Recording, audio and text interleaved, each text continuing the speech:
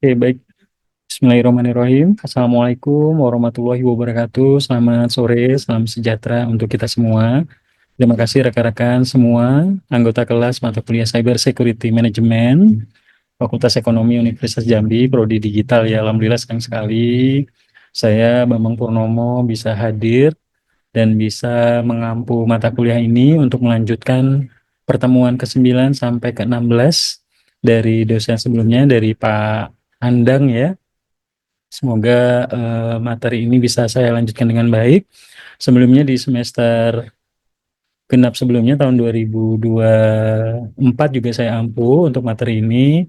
Dan alhamdulillah sekarang saya juga dapat mata kuliah ini untuk bisa memberikan insight buat teman-teman bagaimana cyber security management itu bekerja sehingga bisa memberikan manfaat buat nanti teman-teman ke depannya pada saat menjalankan bisnis ataupun bekerja secara profesional di suatu perusahaan dan butuh terkait cyber security bagi operasional perusahaannya seperti itu. Nah, rekan-rekan semua, saya selalu mewajibkan semua mahasiswa yang mengikuti kegiatan perkuliahan saya untuk open camp, dan biasanya saya selalu nyatet mahasiswa yang malas open camp di absensi. Jadi buat teman-teman mohon di open camp. Jadi mahasiswa yang jarang open camp berarti nggak aktif dan nilainya juga akan berimpact untuk selama kegiatan perkuliahan berlangsung. Rekan-rekan semua, karena saya saat ini berada di kota Bengkulu, tidak di, jadi saya minta teman-teman untuk bisa mengikuti perkuliahan dengan baik. Saya hanya minta waktu untuk 1 jam ke depan dari jam 7 dari jam 16.30 sampai paling lama jam 18. Nah, teman-teman boleh belajar dari rumah, dari kafe, ataupun dari kampus ya. Namun, karena kemudahan ini, mohon untuk bisa mengikuti perkuliahan dengan baik, tidak lagi membawa kendaraan bermotor ya, sehingga teman-teman aman di jalan dan perkuliahan pun juga bisa berlangsung dengan aman. Dan teman-teman juga bisa mendapatkan ilmu yang saya ajar gitu ya, seperti itu. Oke, saya izin melanjutkan kegiatan perkuliahan ini. Saya minta waktu untuk pertemuan pertama ke rekan-rekan semua untuk penyampaian materi. Oke, materinya sudah kelihatan, Ilham atau Ade atau Sarya? Materinya udah kelihatan? Udah. Baik. Materinya jangan khawatir, nanti setelah setelah materi yang akan saya sampaikan, nanti saya akan sharing ke rekan-rekan semua. Hari ini pertemuan ke-9 mata kuliah Cyber Security Management oleh saya sendiri Bambang Purnomo, tanggal 17 April 2025 hari Kamis ya. Baik, sebelum masuk ke materi, mungkin mahasiswa di sini saya lihat juga banyak yang belum familiar, mungkin belum kenal dengan saya.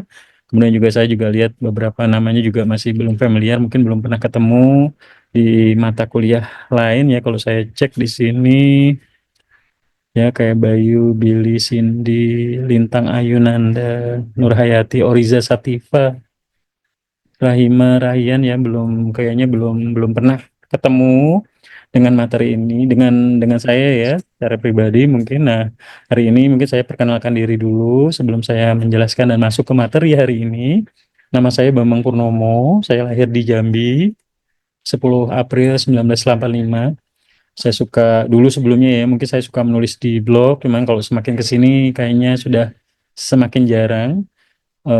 Kemudian saya masih aktif di YouTube, di konten creator di YouTube ya. YouTube saya Bambang Purnomo. Kemudian latar belakang pendidikan saya menyelesaikan studi S1 saya di Universitas Andalas Padang tahun 2003.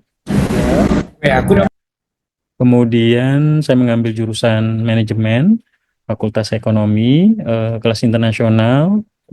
Kemudian konsentrasinya manajemen keuangan. Kemudian selanjutnya saya melanjutkan studi S2 saya di program Magister Manajemen di jurusan Manajemen Pemasaran di Universitas Sriwijaya tahun 2009. Nah, dari tahun 2021 sampai sekarang itu saya sebagai dosen praktisi di Fakultas Ekonomi dan Bisnis Universitas Jambi. Di beberapa kali sering diminta untuk jadi pembicara terkait kewirausahaan, pelatihan menulis CV dan wawancara kerja, kemudian juga tips memasuki dunia kerja di Prodi D3 Keuangan ya, kemudian juga dan beberapa materi lain yang menjadi keahlian saya yang saya bagikan di mahasiswa di Universitas Jambi. Kemudian saya adalah dosen praktisi, berarti saya bukan dari dosen akademisi di Universitas Jambi. Jadi memang saya di saat ini bekerja ya. Jadi di tahun 2007 setelah lulus dari Universitas Andalas, seminggu setelah wisuda, saya alhamdulillah langsung bekerja di Jakarta di Hewlett Packard Indonesia di program Management Trainee namanya Fresh Graduate Development Program. Saya mau berhubungan dengan complaint handling pelanggan di kantor pusat di Mega Kuningan di Jakarta.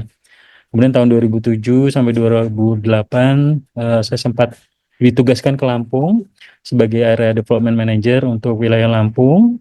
Kemudian di tahun 2008 sampai 2009 saya ditugaskan di Medan, Sumatera Utara sebagai Area Development Manager Sumatera Utara dan Aceh waktu itu untuk produk printer. Kemudian di tahun 2009 hingga saat ini saya bergabung di Telkomsel. Di tahun 2009 dari Medan saya bertugas di Palembang di kantor regional Telkomsel. Kemudian tahun 2012 saya bertugas di Bengkulu sampai 2020. Kemudian di tahun 2020 saya ditugaskan di Jambi sebagai Head of Direct Sales Operation, kemudian juga sempat megang tim IndiHome ya. Kemudian di tim Retention Loyalty Jambi dan di tahun 2024 di bulan Agustus saya pindah ke Bengkulu sebagai Head of Customer Care Operation Branch Bengkulu. Nah, di di sini makanya saya selalu mengajar untuk bisa mengajar di kesempatan ini sampai nanti pertemuan 16 saya akan melit mata kuliah ini secara online karena saya belum bisa hadir. Jadi harapannya ketika kita melakukan perkuliahan secara online, teman-teman bisa buka open camp, aktif membuat tugas mingguan, kemudian aktif mengikuti kegiatan perkuliahan ya. Absensi juga saya lakukan di akhir perkuliahan, jadi harapannya teman-teman bisa mengikuti perkuliahan ini dengan baik seperti itu. Kemudian selain juga sebagai karyawan ya, juga saya sebagai pelaku usaha. Jadi beberapa materi mata kuliah prodi kewirausahaan juga saya mengajar di Universitas Jambi. Beberapa kali juga saya diundang di Universitas Bengkulu untuk menjadi pembicara dan ini mungkin ada beberapa pengalaman saya ketika menjalankan bisnis ya dan usaha hingga saat ini. Kemudian ini ada beberapa pengalaman saya ketika menjadi pembicara ya terkait entrepreneurship dan beberapa materi yang memang keahlian saya sehingga bisa memberikan insight dan manfaat bagi orang banyak seperti itu. Oke, rekan-rekan semua mungkin itu untuk perkenalan yang ingin saya sampaikan ke rekan-rekan mungkin baru kenal ya, salam kenal semuanya. Semoga yang bisa saya lakukan yaitu pengabdian ke Jambi sebagai tanah kelahiran saya lewat mengajar ini bisa saya lakukan dengan sungguh-sungguh. Teman-teman bisa menerima ilmu yang bermanfaat dan selanjutnya juga ilmu bermanfaat ini bisa dijadikan teman-teman buat penyemangat ya, buat menjadikan teman-teman lebih baik lagi nanti ke depannya bisa lulus tepat waktu ya, bisa sukses ya. Saya pengen nanti 5 tahun, 10 tahun lagi saya ketemu dengan mahasiswa yang saya didik. Pak, saya misalnya saya Pajar, Pak. Saya Pajar dulu mahasiswa yang Bapak ajar di mata kuliah Cyber Security di Universitas Jambi.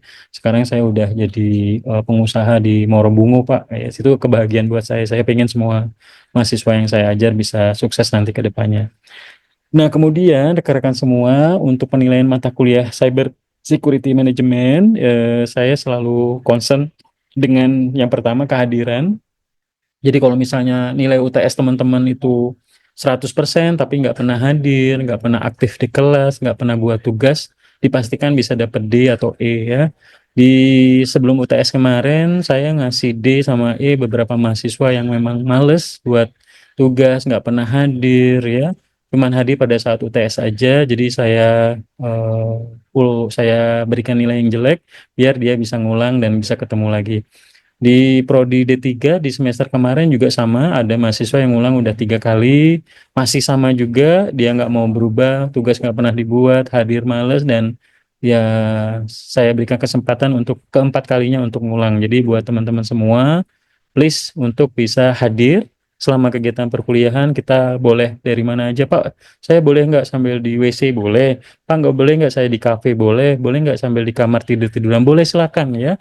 Jadi teman-teman, kita menggunakan teknologi ya, saat ini bisa terkoneksi satu sama lain dari mana aja. Tapi please, teman-teman bisa hadir selama kegiatan perkuliahan. Keaktifan di kelas ini 25% nilainya, sama kayak kehadiran 25%. Jadi yang rajin open camp, saya berikan apresiasi. Yang malas open camp biasanya saya catat, saya tandai untuk mengurangi nilai. Kemudian tugas juga 25%. Jadi tugas setiap minggu saya akan berikan, biar teman-teman bisa semangat untuk belajar untuk mengikuti deadline.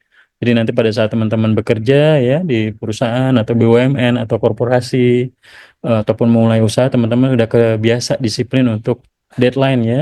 Nah, ini yang jadi PR ya mahasiswa di Jambi masih gayo lamo ya misalnya ya, kaget-kaget dari dulu buat tugas gitu ya. Nah, saya nggak mau, saya pengen mahasiswa kita ini bisa punya kemampuan yang baik. Teman-teman ingat ya, kita ini kalah dari sisi bersaing dengan universitas yang ada di Jawa ya. Jadi saya nggak mau semua mahasiswa yang saya didik ini punya kemampuan yang biasa-biasa aja. Teman-teman harus berusaha punya kemampuan bersaing ya. Karena jujur, saya juga lulusan di Sumatera. Pada saat kita bersaing dengan perusahaan seleksi di multinational company ya, dengan lulusan dari AUSI, dari luar negeri gitu ya, dari ITB, dari UI gitu, memang gapnya cukup jauh dari segi kemampuan bahasa ya, kemampuan komputer, mereka jago coding, kemudian juga secara penampilan, komunikasi, itu kita memang cukup tertinggal. Nah, saya pengen dan saya dorong mahasiswa yang ajar ini punya kemampuan lebih, sehingga nanti pada saat lulus, teman-teman nggak malu-maluin gitu ya. Ini tugas saya sebagai dosen praktisi, membuka cakrawala teman-teman bahwa setelah lulus itu nggak seindah yang dibayangkan. Kalau materi, mungkin teman-teman materi belajar cyber security ini bisa dibaca secara online gitu ya. Tapi kalau misalnya terkait eh, pola pikir, mindset, itu teman-teman dapatkan dari sharing yang saya akan bagikan. Karena saya pengen semua yang mahasiswa yang saya didik, teman-teman bisa berubah mindsetnya, bisa memperbaiki skillsnya.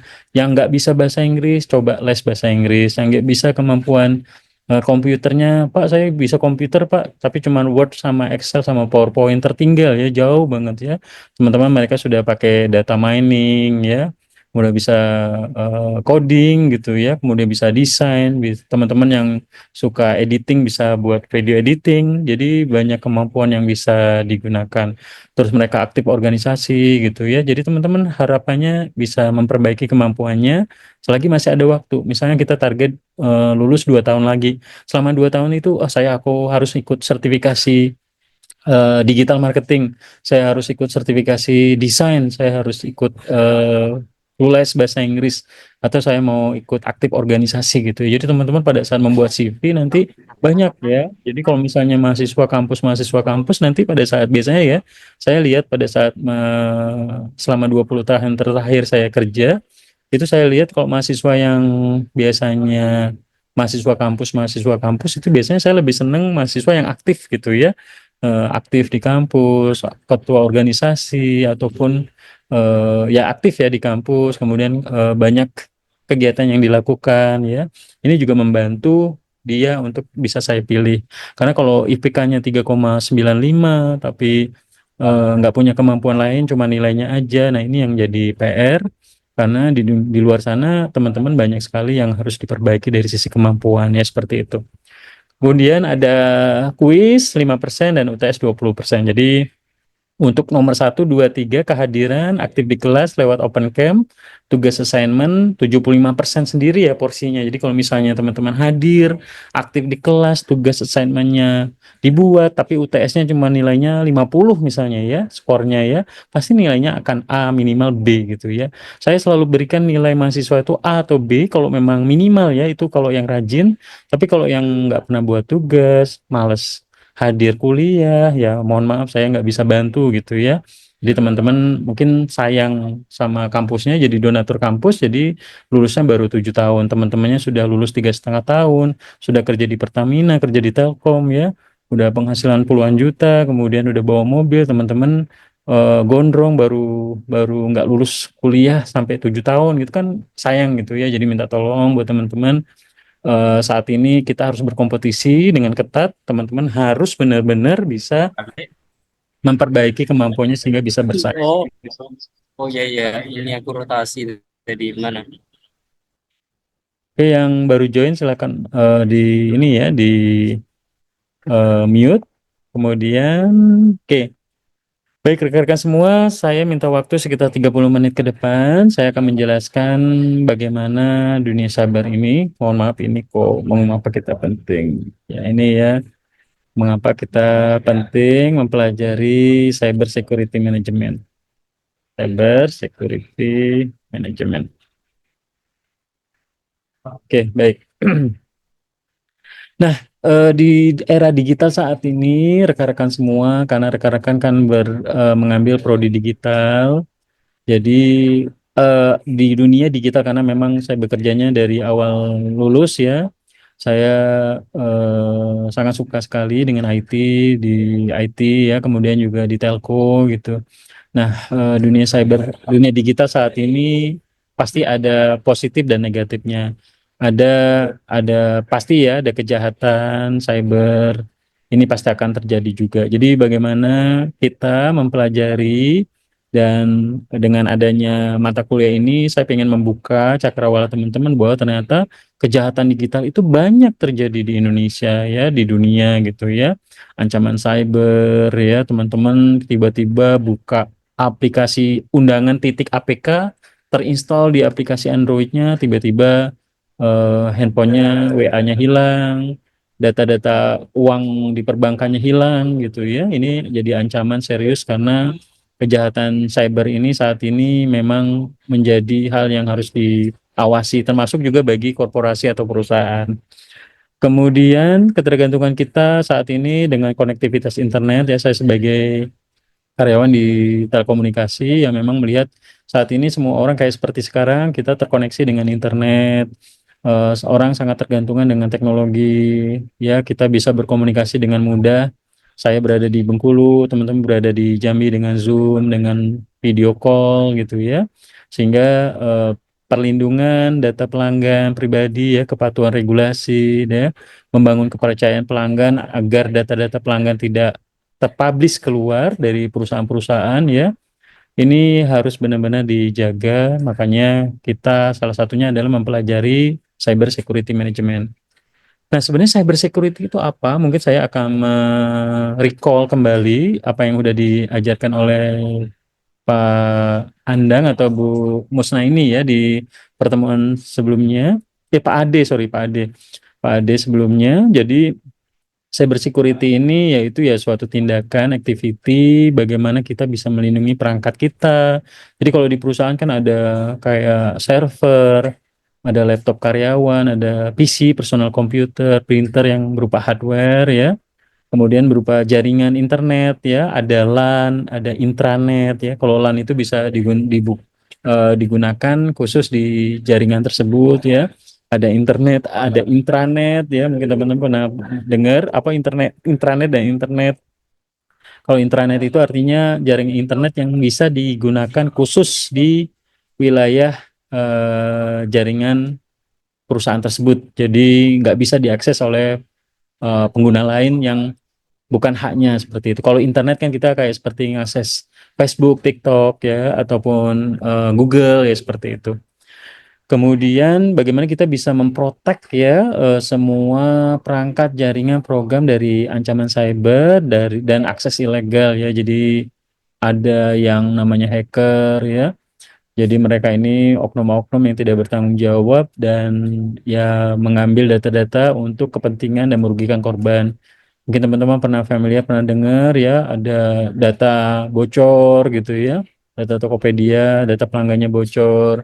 Kemudian tiba-tiba Bank BSI sampai 1-2 minggu nggak bisa digunakan transaksi karena ada misalnya scam dan lain sebagainya. Ini juga jadi perhatian kenapa saat ini cyber security ini sangat penting untuk dipelajari, untuk menjadi concern kita ya di dunia digital khususnya.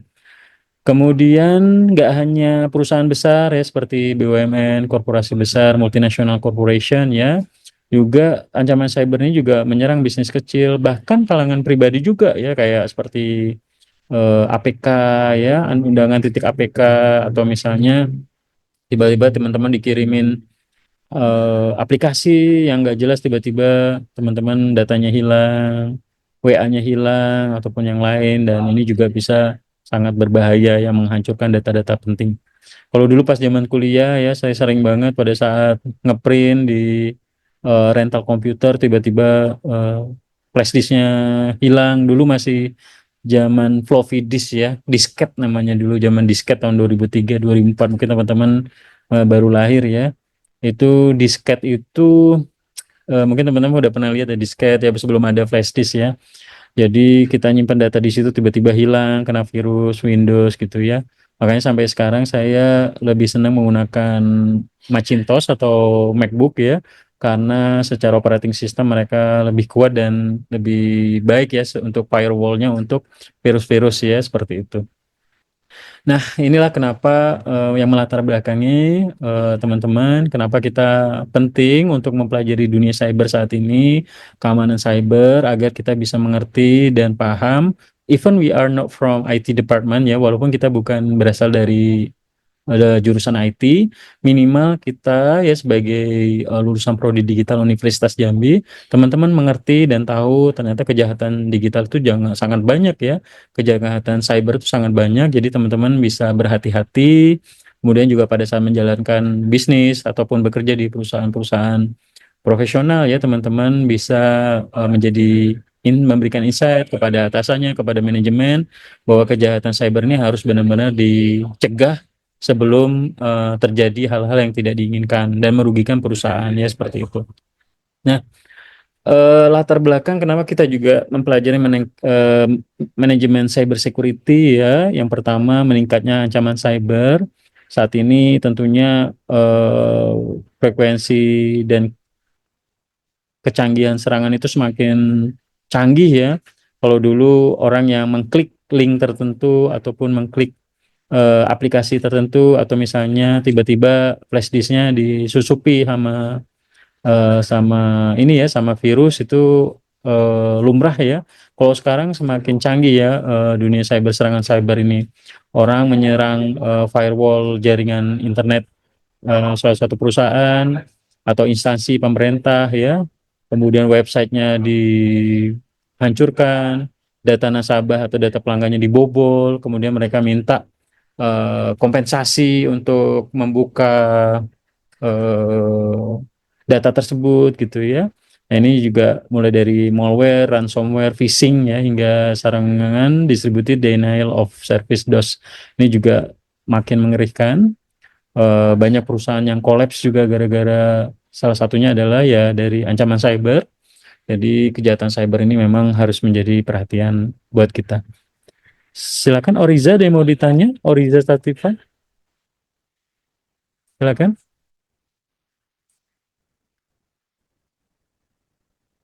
Oke, saya lanjutkan kalau nggak jadi. Kemudian kerugian finansial yang besar ya, kayak misalnya di kemarin ya Bang BSI misalnya ya, pada saat terjadi ya silakan. Apa ada yang mau ditanya Sabrina? Mohon untuk di mute ya buat teman-teman yang eh, baru join. Kemudian selanjutnya kerugian finansial yang besar. Jadi misalnya terjadi pencurian data, pembobolan data ya, itu pastinya menyebabkan kerugian finansial juga tentunya juga berdampak pada reputasi. Coba bayangkan ya, misalnya Sabrina menabung di Bank BCA misalnya tiba-tiba BCA dibobol, uangnya hilang misalnya ya, itu pasti berdampak pada kerugian keuangan yang sangat besar, reputasi perusahaan juga sangat besar. Jadi memang ini harus menjadi perhatian, nggak hanya di dunia perbankan, dunia telekomunikasi juga sama ya, di semua industri ya, baik itu pemerintah, swasta ya, itu juga harus benar-benar fokus terhadap ancaman-ancaman cyber ini, sehingga kita bisa melakukan langkah-langkah preventif untuk bisa mencegah agar tidak terjadi kebocoran-kebocoran ya. karyawan juga harus masuk pada saat login harus menggunakan user password, tidak boleh meninggalkan komputer dalam kondisi terbuka ya. Kemudian orang tertentu tidak bisa mengakses ke jaringan internet intranet kantor. Itu adalah salah satu bentuk bagaimana kita melindungi bisnis prosesnya untuk melindungi ancaman cyber seperti itu. Oke, kemudian selanjutnya rekan-rekan semua saya coba lanjutkan. Nah, saat ini teman-teman harus disadari bahwa kita sangat tergantung dengan teknologi ya. Kayak saya nyimpen data saat ini nggak hanya di hard disk, tapi saya nyimpen data di cloud, baik itu di iCloud di app iPhone ya. Kemudian saya nyimpen data di OneDrive. Di OneDrive saya ada 1 tera di Microsoft, sehingga saya bisa ambil data.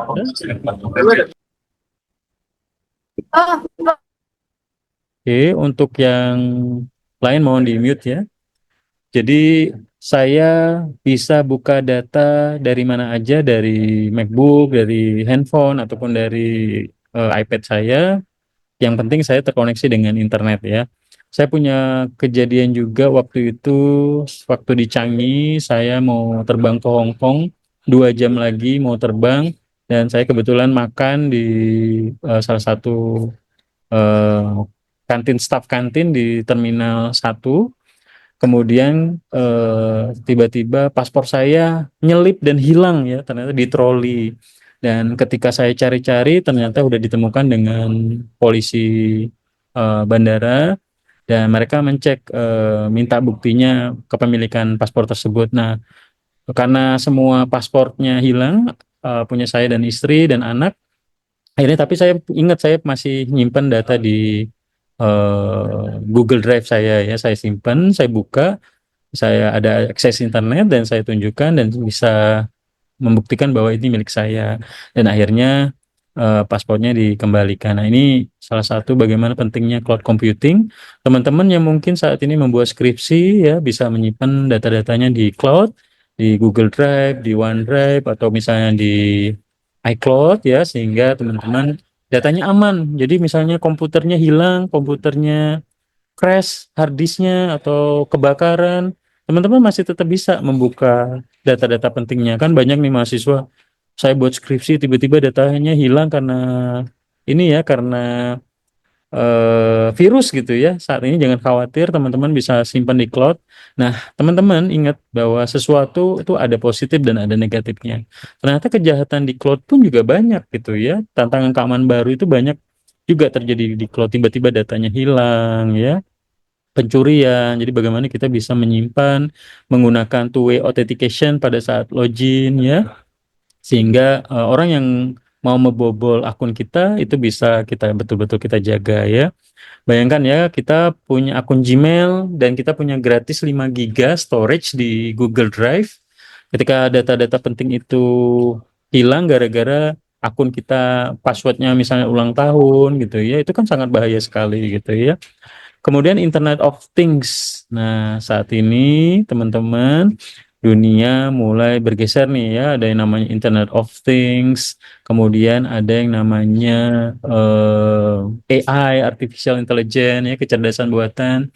Jadi sewaktu-waktu pada saat saya di Bandara Incheon di Korea, ada robot yang menyapa di bandara ya, jadi kita bisa tahu informasi-informasi, tinggal memencet di greeters robot itu, jadi bisa menyapa halo, dan dia bisa menggunakan bahasa Korea dan bahasa Indonesia dan bahasa Inggris ya. Jadi kita bisa memilih bahasa-bahasa yang bisa disesuaikan dengan kita. Jadi memang canggih banget.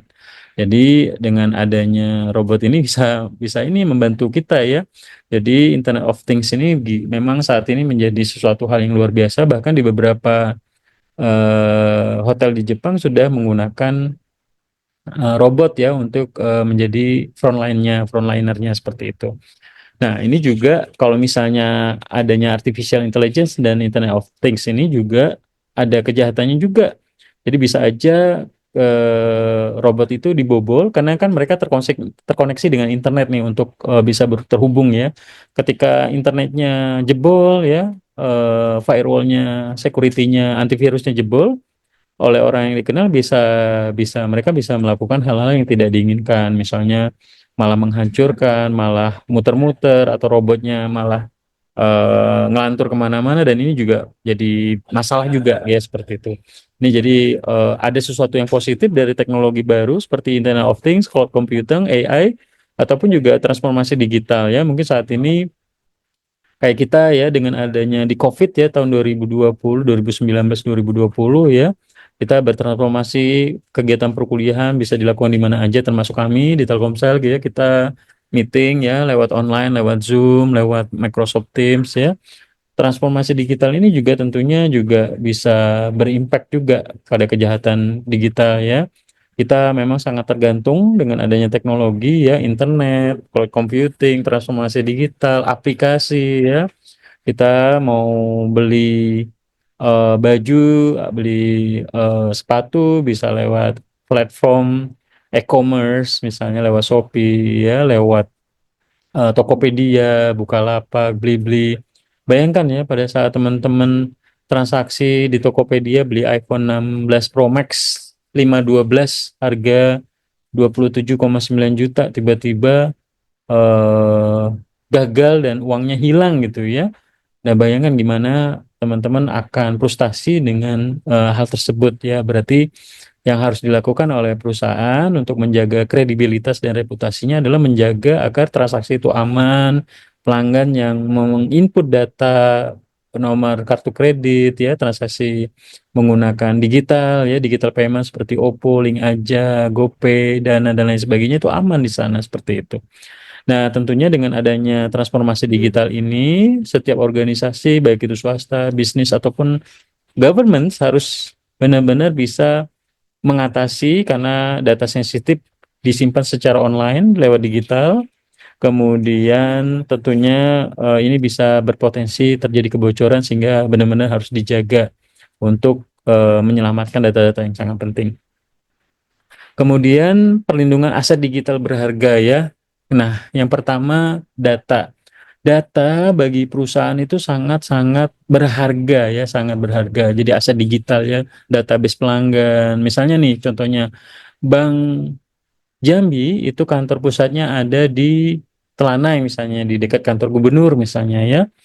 Nah, pada saat terjadi kebakaran misalnya data center atau misalnya kantor ruang server, ruang IT-nya kebakaran ya, kalau misalnya seandainya mereka tidak membuat suatu data data disaster recovery dan disimpan di wilayah lain, misalnya disimpan di Jakarta atau di Batam atau di Singapura gitu ya, mereka datanya bisa hilang gitu ya. Bayangkan ya, kalau data pelanggan itu hilang, bagaimana ya kepercayaan reputasi si Bank Jambi sendiri.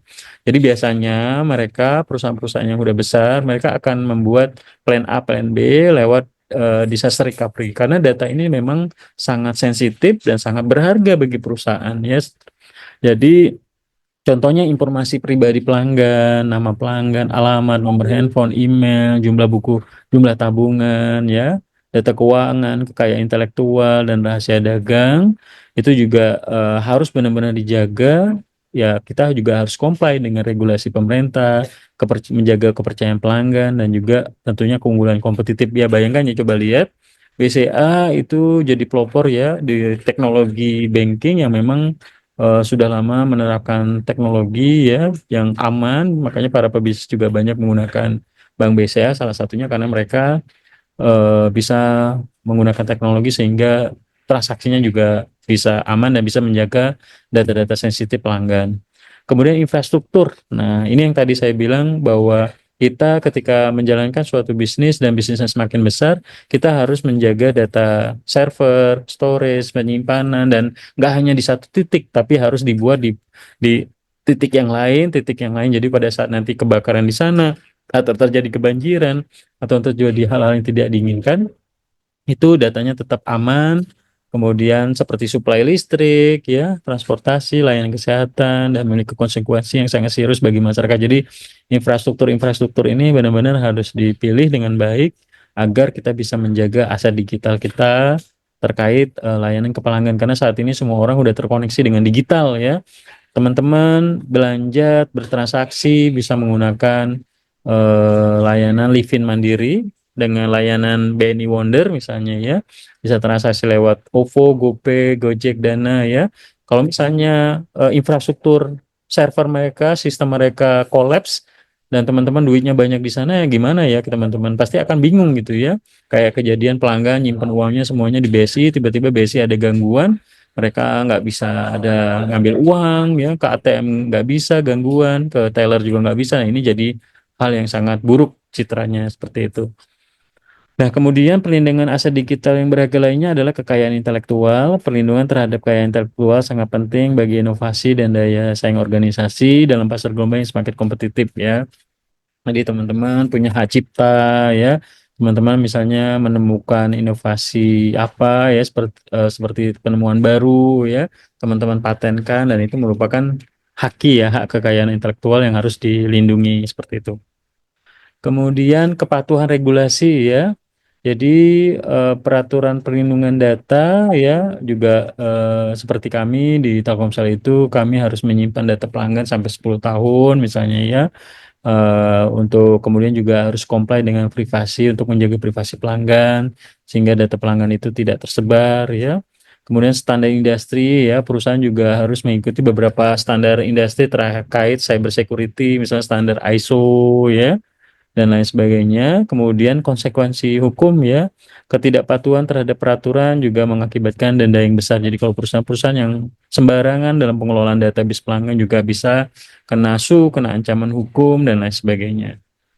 Nah, kemudian lah yang melatar belakangi juga yang lain adalah membangun kepercayaan pelanggan. Ini yang paling sulit ya. Perusahaan sudah berusaha untuk menjual produk dan layanannya ketika kita nggak bisa menjaga kepercayaan pelanggan itu tentunya ya pelanggan bisa dengan mudah berpindah ke layanan suatu penyedia jasa atau barang ya. Jadi bagaimana dengan adanya cyber security management ini kita bisa membangun kepercayaan pelanggan dengan baik, transformasi keamanan ya, dan perusahaan juga berkomitmen untuk bisa mencegah terkait serangan cyber seperti itu.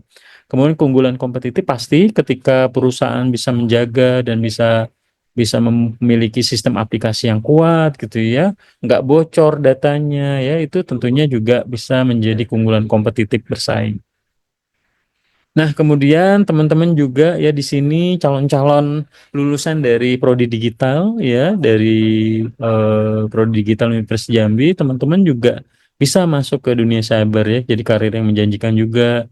Jadi banyak sekali pada saat ini perusahaan-perusahaan membutuhkan expert di cyber security, kemudian juga gajinya besar ya, kemudian lowongan globalnya juga jumlah posisi untuk keamanan cyber ini juga sangat banyak ya. Jadi teman-teman bisa kalau misalnya tertarik di dunia cyber, tertarik dengan dunia jaringan, dunia internet, teman-teman bisa belajar dan mendalami terkait cyber security management.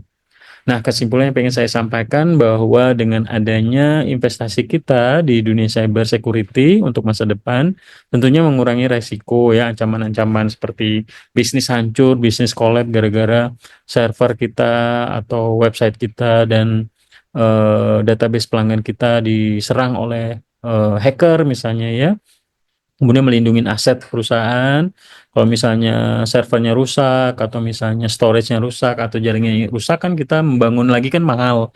Jadi bagaimana kita bisa mencegah lewat firewall yang bagus, antivirus yang bagus contoh sederhananya ya. Sehingga data-data itu sangat penting. Bayangkan ya, contoh sederhananya teman-teman membuat skripsi datanya hilang ya, nggak bisa dibayangkan ya seperti itu. Sudah buat bab bab 4 mau bab 5 tiba-tiba bab 1 sampai bab 4-nya hilang. Nah, ini nggak bisa dibayangkan. Kemudian membangun kepercayaan ya, menjaga loyalitas pelanggan dan investor dan juga keunggulan kompetitif. Jadi ini adalah beberapa hal yang mendasar kenapa kita belajar saat ini terkait pentingnya cyber security untuk investasi masa depan agar kita bisa menjaga dan tentunya bisa menghindari hal-hal yang tidak diinginkan dari kejahatan cyber. Nanti di pertemuan berikutnya saya akan membahas lebih spesifik terkait misalnya undang-undang pelindungan data pelanggan, undang-undang ITE ya, kemudian sistem keamanan cyber, sistem data center dan lain sebagainya sehingga teman-teman mulai mengerti ternyata dunia digital itu ada yang sangat memudahkan kita, namun di belakangnya ya bagi perusahaan itu juga sangat benar-benar harus memiliki sistem yang kuat, nggak sembarangan gitu ya. Oke, nah yang pertama perlindungan data pelanggan ya. Dari teman-teman kita sudah mengerti bahwa kita yang namanya KTP, nomor NIK ya, tanggal lahir, nama lengkap, alamat itu adalah data pribadi. Jadi bagaimana perusahaan sebagai dalam penerapan di Indonesia Cyber ini bisa menjaga ya dari pencuri data digital lah istilahnya ya, hacker seperti itu.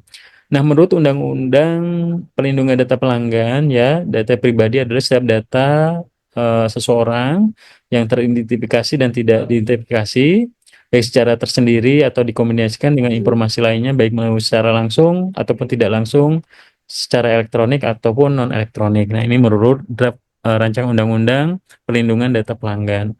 Kemudian sebenarnya apa data pribadi itu ya menurut Kominfo, data pribadi adalah data perorangan yang disimpan, dirawat dan dijaga kebenarannya serta dilindungi kerahasiaannya. Jadi ketika teman-teman memposting KTP itu juga bahaya ya, kita nggak boleh mempost data-data pribadi, nanti bisa aja dimanfaatkan orang-orang jahat untuk bisa mengambil keuntungannya. Misalnya bisa menggunakan data KTP kita untuk mengganti swab SIM card misalnya ya, itu sering kejadian. Kemudian tiba-tiba rekeningnya kebobolan gara-gara kita mempost KTP ya, seperti itu. Nah, kemudian selanjutnya contoh data pribadi ini ya ada nama teman-teman. Kemudian misalnya pengalaman bekerja bagi seorang karyawan ya, contact information, nomor handphone, email pribadi ya, kemudian alamat rumah ya, kemudian history medical condition ya, misalnya riwayat penyakit ya, kredit history, misalnya kita punya pinjaman atau punya buku tabungan di mana aja ya. Kemudian data-data misalnya data-data pribadi kejahatan kita dan lain sebagainya, mungkin itu harusnya kita tidak publish dan ini bisa kebobolan gitu ya. Nah, kemudian data pribadi yang lain lebih kompleks lagi ya, jenis kelamin, alamat, profesi, kemudian misalnya kita sekolah di mana, latar belakang pendidikan ya, government record misalnya nomor BPJS kesehatan, rekening bank gitu ya, sosial media, kemudian apalagi nih ya, beberapa akun personal lainnya ya, mungkin teman-teman harus mengerti bahwa data-data pribadi itu sangat-sangat harus dijaga agar tidak tersebar luas sehingga bisa membahayakan kita seperti itu. Karena di luar sana banyak orang-orang jahat seperti itu ya. Nah, data pribadi ini sangat sensitif ya. Jadi memerlukan pelindungan khusus ya, misalnya berkaitan dengan agama, kesehatan, kondisi fisik, mental, kehidupan seksual, data keuangan pribadi dan data pribadi lainnya. Sehingga kalau kita sembarangan dalam mempublish data, kita bisa membahayakan dan merugikan privasi subjek data seperti itu. Ya mungkin sekarang teman-teman masih biasa aja seperti itu. Tapi nanti kalau misalnya teman-teman ya sekiranya sudah di titik tertentu teman-teman punya uang misalnya katakan 10 miliar di tabungan, kemudian teman-teman tabungannya hilang gara-gara teman-teman mempost data pribadi, itu yang menjadi sangat serius. Kalau sekarang teman-teman pahami bahwa data pribadi itu sangat sensitif, kita nggak boleh mempost data-data yang memang bisa membahayakan kita.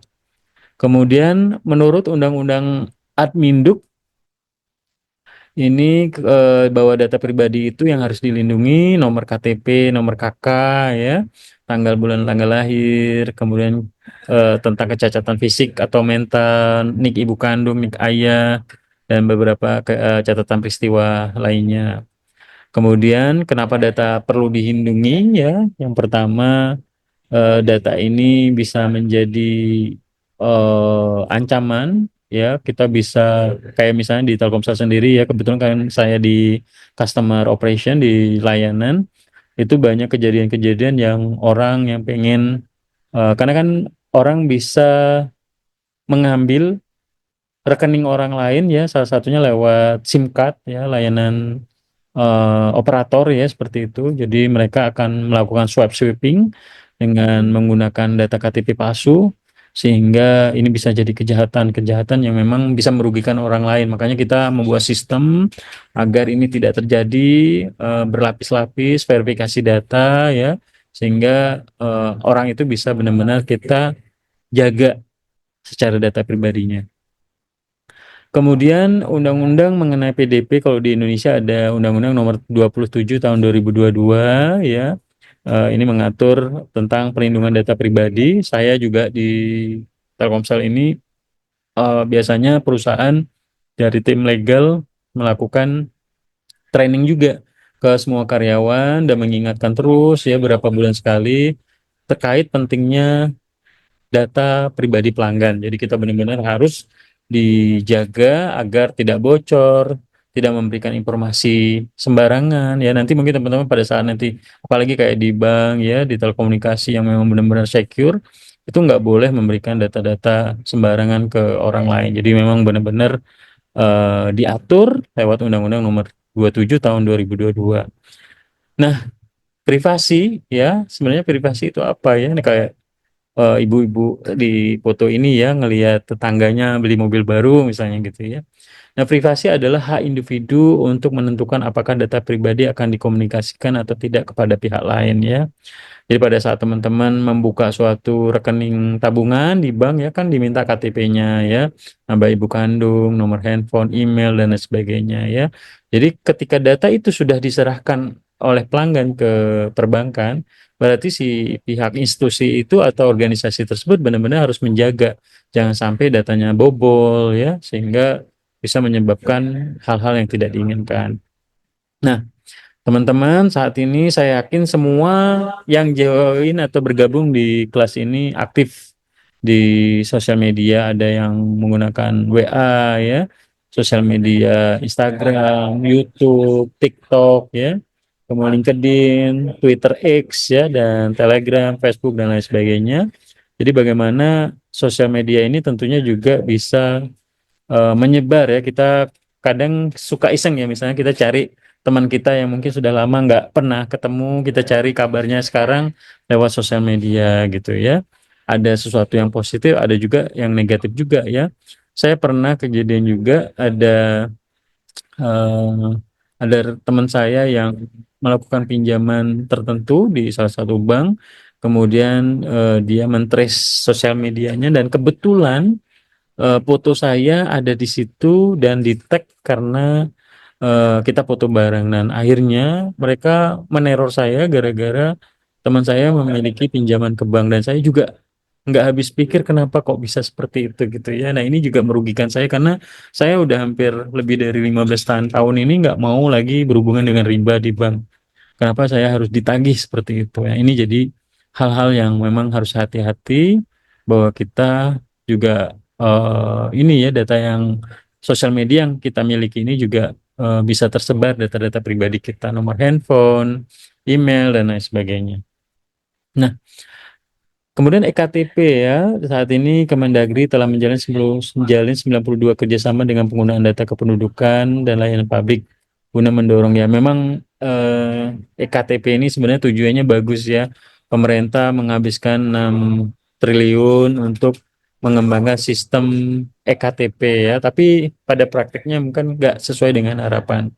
Tapi kalau kayak di Amerika gitu ya, single identity ya, jadi cukup satu identitas saja bisa digunakan sebagai misalnya kartu BPJS, kemudian nomor rekening misalnya, atau misalnya menjadi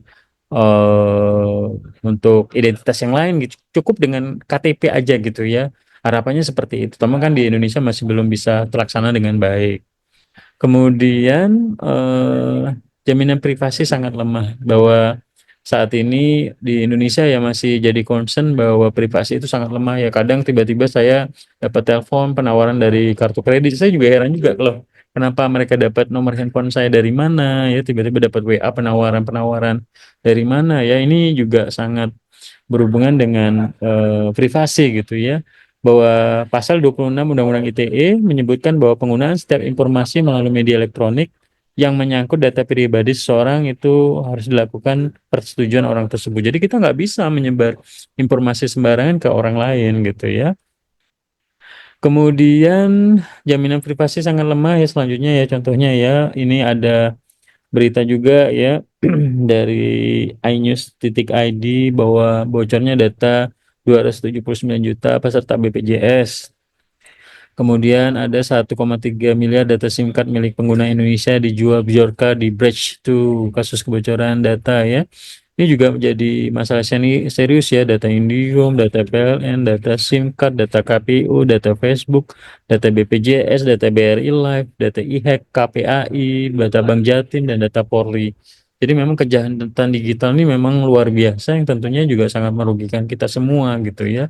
Jadi harus bisa benar-benar bisa dijaga agar kita bisa melindungi data pelanggan kita. Kemudian perlindungan data pribadi di Indonesia juga ada beberapa yang dibuat ya. Ya harapannya memang dengan adanya rancangan undang-undang perlindungan data pelanggan ini bisa dijalankan dan tentunya bisa melindungi data-data data-data personal pelanggan yang tentunya nggak boleh dipublish sembarangan seperti itu. Nah, apa yang harus dilakukan ketika kita datanya bocor di internet ya, teman-teman ingat ya, emailnya, WA-nya, media sosialnya bisa diaktifkan two ways authentication. Jadi two ways authentication ini berarti kita bisa login dua kali. Jadi misalnya nih orang tahu email kita, kemudian coba-coba passwordnya ya, mereka nggak akan bisa login masuk karena nanti ada kode lain misalnya masuk kode OTP di nomor handphone gitu ya. Jadi kita buat dua kali security masuk lewat password dan juga masuk lewat ketika mereka login lewat gadget lain mereka menggunakan OTP ya. Jadi harus benar-benar hati-hati kemudian juga mengganti password atau PIN berkala, mengkombinasikan password huruf kecil huruf besar gitu ya. Kemudian jangan membuat password 0000 atau 123456 ya atau tanggal lahir ya. Hati-hati ya. Ini juga bisa menghindari kita kejadian. Ada beberapa pelanggan juga saya lihat kejadian nomor WA-nya tiba-tiba hilang karena mengklik link tertentu ya. Ini juga menjadi perhatian buat kita untuk terus berhati-hati.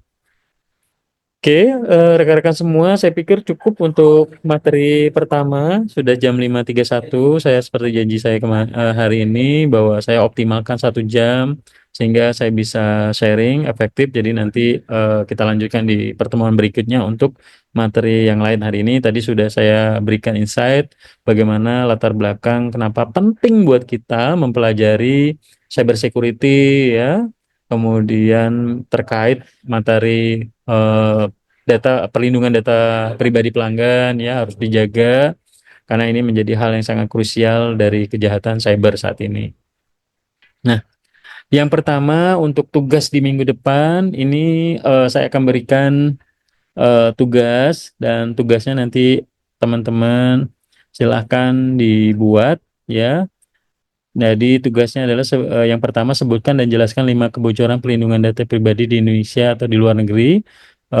Buat aja 5 slide, satu slide-nya misalnya terjadi kebocoran data misalnya di perusahaan A gitu ya, dijelaskan perusahaannya apa, kemudian apa terjadi kebocorannya apa ya dijelaskan. Kemudian teman-teman jelaskan dalam bentuk PowerPoint, kemudian nanti dibuatkan dalam bentuk video dan dimasukkan di YouTube. Link YouTube-nya nanti teman-teman input di Google Sheet. Jadi nanti saya share, jadi teman-teman masukkan sesuai dengan namanya ya. Jadi misalnya Lintang nanti ya masukkan link YouTube-nya Lintang di Google Sheet ini. Nah, tugasnya paling lambat di submit di minggu depan sebelum jam 5 sore hari Rabu tanggal 23 April ya minggu depan. Jadi tugasnya biasanya selalu saya buat deadline-nya sehari sebelum kegiatan perkuliahan kita di hari Kamis, di hari Rabu sore sebelum jam 5 sore. Nanti karena jam 5 sore biasanya saya akan kunci sehingga teman-teman yang mau submit nggak bisa lagi seperti itu ya. Nah untuk yang bertugas presentasi minggu depan itu ada Lintang Ayu dan Raka. Silahkan materi presentasinya dibuat dan nanti dipresentasikan lewat Zoom di kelas ya seperti itu menjelaskan 5 kebocoran data terkait perlindungan data pribadi di Indonesia ataupun yang mungkin teman-teman temukan di luar negeri.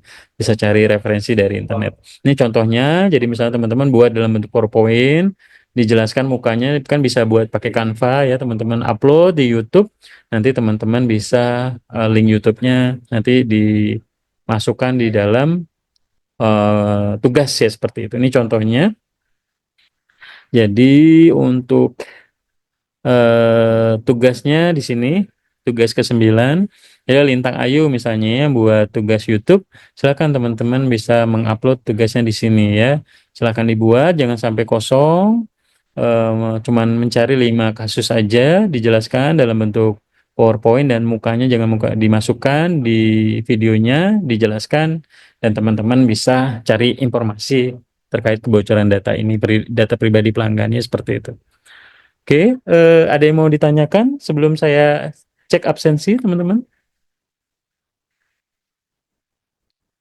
Oke, kalau enggak, saya coba absen dulu untuk yang pertama. Pertemuan pertama kita terkait latar belakang pentingnya cyber security ya, cyber security dan perlindungan data pribadi pelanggan. Oke, saya absen dulu tanggal 17 April 2025 kegiatan perkuliahan hari ini. Yang pertama Lintang Ayu ada? Hadir, Pak. Ya, Lintang siapin materi presentasinya ya, hadir. Raka, Alpa ya, Rido, Hadir, Pak. ya hadir. Kemudian Muhammad Ardianur, Hadir Pak. kemudian Billy, Hadir Pak. Isyam Muzaki, Hadir, Pak. Safina Reva, Hadir, Pak. Cindy Rahmadani, Hadir, Pak. Putri Wahyu, Mi, Hadir, Pak. Aldila Arif, Hadir, Pak. Pinky, Hadir Pak. Safina Kolzom, Hadir, Pak. Rahima Nabila, Hadir, Pak. Raihan Al-Ghifari, apa ya? Hadir, Pak. Hadir. Gilbert, apa ya? Oriza Sativa, Hadir, Pak. Ardi Ramadan, Hadir Pak. Azahra Aurela, Hadir, Pak. Mario Immanuel, Hadir, Pak. oh hadir. Zaki, Alpa ya. Ade Silviana, Hadir, Pak. Nurhayati, Hadir, Pak. Ilham, Pak. Oke. Saria, Hadir Pak. ya oke. Hadir, Pak. Bayu Saferilia, Hadir, Pak. Afifa, Hadir, Pak. Nanda, Hadir, Pak. Ahmad, Hadir Pak. Agung Chandrawinata, Agung hadir Pak. Cleopatra, Hadir, Pak. Imam Faris, apa ya? Sabrina, Hadir, Pak. Jihan, Jihan hadir, Pak. Nanda yang terakhir. Hadir, Pak. Ada yang belum saya panggil? Kalau nggak ada, saya pikir cukup untuk kegiatan perkuliahan hari ini. Rekan-rekan semua, nanti materinya akan saya share ke semuanya di grup WA grup kegiatan perkuliahan. Kemudian link submit tugasnya juga sudah saya buat di status WA grup. Jadi teman-teman bisa cari di sana. Nanti saya juga tampilkan. Teman-teman bisa setelah buat tugas, misalnya hari Minggu besok udah selesai, silahkan submit tugas di link tersebut ya. Terima kasih banyak untuk hari ini. Teman-teman tetap semangat tugasnya. Jumat Sabtu besok Minggu libur, selamat berlibur. Jangan lupa tugasnya dibuat. Semoga materi yang disampaikan bisa membuka cakrawala kita karena kita berasal dari prodi digital ya. Jadi kita memang harus sedikit mengerti mengenai dunia IT, dunia digital, dunia internet saat ini sehingga pada saat nanti kita terjun ke dunia digital, kita harus hati-hati terhadap kejahatan cyber. Ya jangan pula nanti teman-teman prodi digital tapi ketipu titik apa APK di WA gitu ya. Kemudian tiba-tiba salah klik link tertentu, handphonenya tiba-tiba rusak atau datanya hilang, atau misalnya klik link tertentu buku tabungannya, mobile bankingnya terkuras gitu ya. Jangan sampai terjadi ya. Jadi minimal teman-teman bisa lebih berhati-hati terhadap kejahatan digital. Oke, saya pikir cukup. Terima kasih banyak semuanya. Sehat-sehat semua, jaga kesehatan, terus memberikan yang terbaik untuk orang tuanya lewat belajar, lewat buat tugas. Karena di luar sana masih banyak yang pengen seperti kita bisa mengikuti kegiatan perkuliahan di kelas ini. Jadi kita harus bersyukur lewat kuliah dengan baik. Saya pikir cukup. Wabillahi taufiq wa hidayah. Wassalamualaikum warahmatullahi wabarakatuh dan selamat sore semuanya. Waalaikumsalam. Assalamualaikum warahmatullahi wabarakatuh. Makasih banyak, Pak. Terima kasih semua.